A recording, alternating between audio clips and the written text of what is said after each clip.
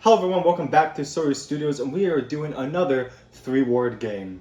It's been a while since we've done one. It's been since June, and since we actually have the sets now in hand, especially myself, I have some of the sets in hand, I can do a way better description of each set in 3 words. Let's see what's changed from last time, if any, and let's go into it.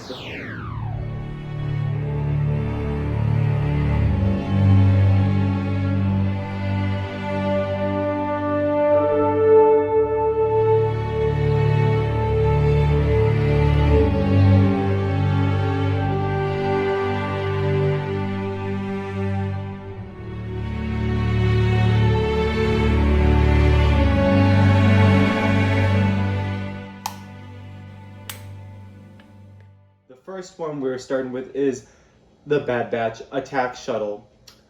A little crammed.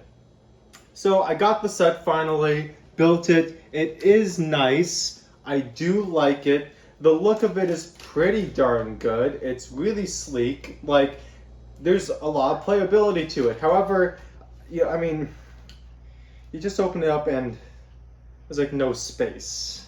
And I just keep on going back to my initial thoughts of the set and just thinking, man, I wish they just put these pieces into making the set bigger. I honestly wouldn't have mind paying like $20 more to it if they just made the set a little bit bigger. I feel like 120 would have been fine. The Razor Crest was 120, I think, and so like, why not make the Bad Batch Shuttle? It just seems small in hand. I don't know. It's a little crammed. Anyway, USS Gunship. Best thing ever.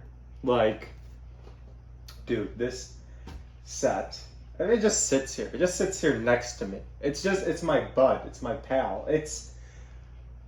I don't know how to describe the feeling in my heart for this.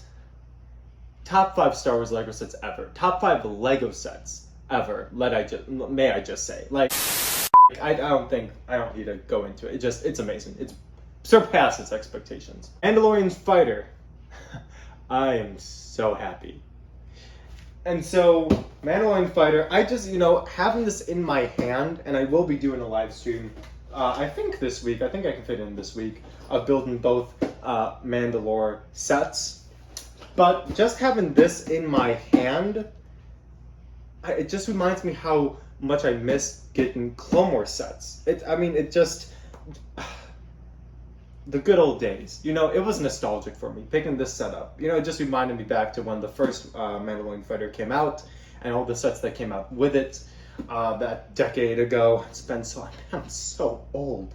Yeah, I was just so happy to go to the store and be like, hey look, there's a Clone Wars set. I'm gonna buy this Clone Wars set. The good old days. I wish LEGO would go back to making more Clone Wars sets, but that's just me. Imperial Troop Transport. So playable. I was skeptical about this set. I'm not gonna lie, I was really skeptical. Then my friend Luke from Corellian Brickyards, if you're not following him on Instagram, that's the words I'm looking for. You should give him a look. Corellian_Brickyards. Instagram. He posts some cool Lego mocks and scenes and stuff. He's kind of been on hiatus. He's getting married, so like, woo! Comment down below for Corellian Brickyards getting married. Show him your love. Anyway, and then follow him, because he's getting married. I'm so happy. No, sorry, that was the last one. So playable, because he bought the set and then he FaceTimed me. He's like, dude, this set is like pretty dope. I'm like, okay, show me how. There's so many playable functions and features to the set that I didn't expect there to be. I thought it was going to be very much like the AAT, like, very limited playability functions. It's just small downsides, kind of crappy, but there was a lot of stuff you could do like that. You could fit a lot of figs in there. And just after he was like walking me through everything, seeing it from, even though it was a FaceTime, but I mean, hey, I was like, okay, dude, you sold me. I'm probably not gonna get it still, but like, I'm like, dude, like, If I was on the fence, you would have sold me on it. Now, unfortunately, I already decided ahead of time I'm not going to get the set no matter what because budget, and it's just not a set. I don't know. I don't need the troop transport. Like, I don't want it. But, you know, if I was on the fence, he would have swayed me over. It's a good set. Really playable. Really great. Moff Gideon's Cruiser. Lackluster loser layout.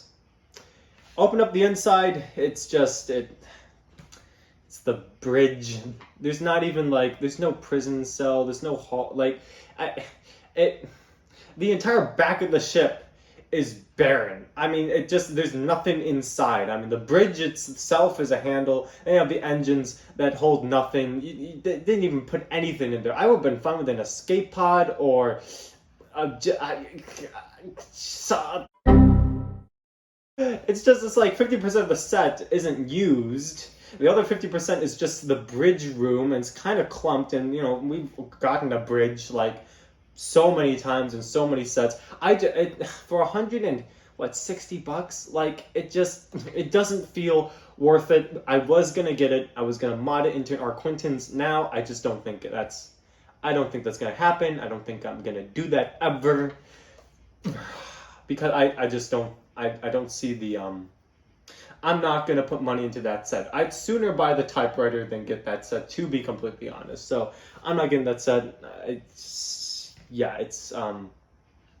I'd only get the set for the minifigs, and knowing Lego, they're probably going to put the same minifigs out in a cheaper set later, because that's the pattern. Anyway, just be patient. Mandalorian Throne Room. Way overpriced. I picked this up. $20. 147 pieces, already not too hot, and it's a throne. I know it has a chamber. It does have two cool minifigs, like really cool ones.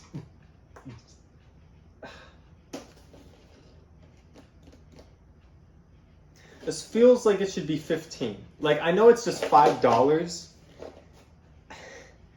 It just feels like it shouldn't be $20. And I don't know how to put it. I just holding it now in my hand. I was even struggling with this when I first picked this up. My little vlog video. I was like, this is $20. And I got it anyway. And I don't know. This is one of those sets where it's like, get it on a red card special, or like on a Walmart clearance. Then it will be, you know, if even $17, that's better. $20, I don't know, man. Boba Fett's Starship. Boba Fett's Starship. I mean, last time I did this video in June, it was just Slave 1. It wasn't Boba Fett's Starship yet, and now it is, and honestly, that's the only thing I can think of right now. I mean, it's from the Mandalorian, because the Mandalorian comes with it, so it's a Mandalorian Boba Fett Starship. Just the whole debacle around that, just everything. That's all the words I have for that set, really. I mean, like, yeah, it looks great. It does. It really does. For a small mini model, a downsized playable, like, Boba Fett's, like, it's really good. Price. Just only thoughts I have on is Boba Fett's Starship. Darth Vader's meditation chamber, not for kids. So, you know, I was really excited for this set, and I still am. You know, I haven't decided if I'm going to get it yet. It's a great display piece. I think it's beautiful. And my initial thoughts were, this is for everyone, you know, like anyone could enjoy this. And I was thinking more, I was like, no, this really is truly an 18 plus set. I forgot when I was a kid, I forgot how much as a kid I loved playing with my sets. Loved getting the set, building it with the minifigs and flying it and making battles and crashing it into the ground and getting pieces everywhere. Yeah, this is not for kids. It's not for kids. And that's okay. That is okay, but it's not for kids. It truly is an 18 plus set. I mean, another 3 words I could say is just 18 plus set, or like definitely 18 plus, something like that. It's a good set if you're an adult, not a good set if you want to play with Lego. So Lego hit it on the bud. That is definitely 18 plus set. The armor is Mandalorian Forge. Mandalorian selling well. We get to a point where it's like, okay, we've made a Mandalorian Forge. It comes with 2 cool minifigs that we've never gotten before. And it comes, the scenes in The Mandalorian a couple times. The Boba Fett Starship that is based on the show Mandalorian. Imperial Troop Transport. That's based on, we saw those in Rebels, but it's based on the Mandalorian. Moff Gideon's cruiser. Mandalorian. Mandalorian's selling well. Like, LEGO would not have put time and money into making, I believe, the Armorer's Mandalorian Forge set, something so obscure and random, unless the Mandalorian was selling well. LEGO would not have made this wave, practically 50% Mandalorian sets, unless Mandalorian was selling well.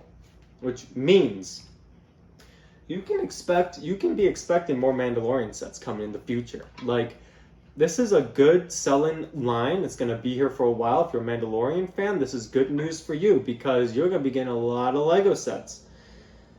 Yeah, Mandalorian's selling well. And I'm honestly quite pleased because I do enjoy the show. I'm not going to get every single set like I was planning on it. But yeah, it's a good show. Really appreciate it. Think it's going to be good. Finally, UCS AT-AT. Still know nothing. So, this is what I think. And I think there's so much that I think I know. Try to follow that one. Save your breath for could your parts. Hey, look, she wants a heck of 2 roof lights. The stylish house frame furniture. And the Scotter cushions with matching shark by cover. Yeah. Right. It's just terrible partial to the periwinkle blue bags. Have I made myself clear, bags? Yeah, that's perfectly clear, Mickey, yeah. Just give me 1 minute to confer with my colleague.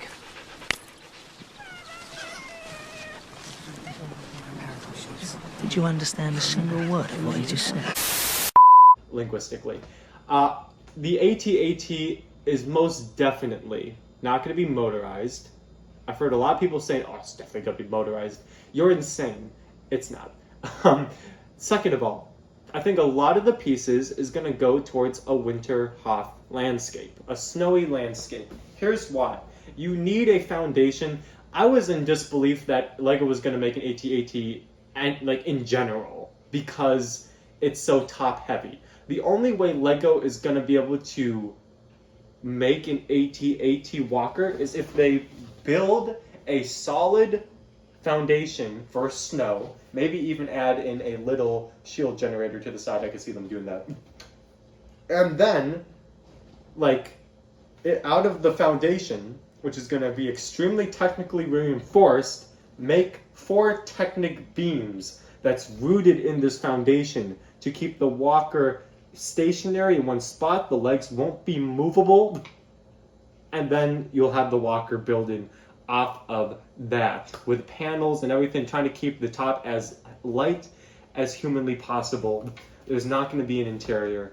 It's just going to be structurally sound and focused on that. Sort of like the Imperial Star Destroyer UCS set. And so that's what we don't know, but I'm going to say we do know because I can see no other way that UCS set is going to work. Let me see it. A future in which the walker's motorized. So that's my thoughts on UCS AT-AT. We still know nothing, and yet I think we know something. I think that is what I know. Take it or leave it, whatever. Those are my thoughts on the UCS AT-AT and how that's going to work. Expect 2 figs. Like, we got 2 figs in the Gunship, we got 2 figs in the Imperial Star Destroyer. Just expect, not a lot of figs. But, yeah, that is the 3-word game for the end of August. Wow, we're heading right into September. 4 months to go. I'd still like to get to monetization by the end of this year, so don't forget to subscribe. What am I doing for 700 subs? That's a great question. I have no idea.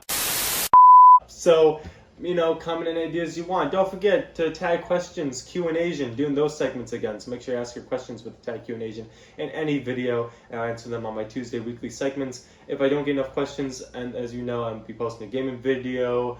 Join the Discord server. We have fun in there. I think that's... yeah, I think that's it. Yeah. Thank you everyone for watching. This is Soy Studios. See you on the next video. Peace out.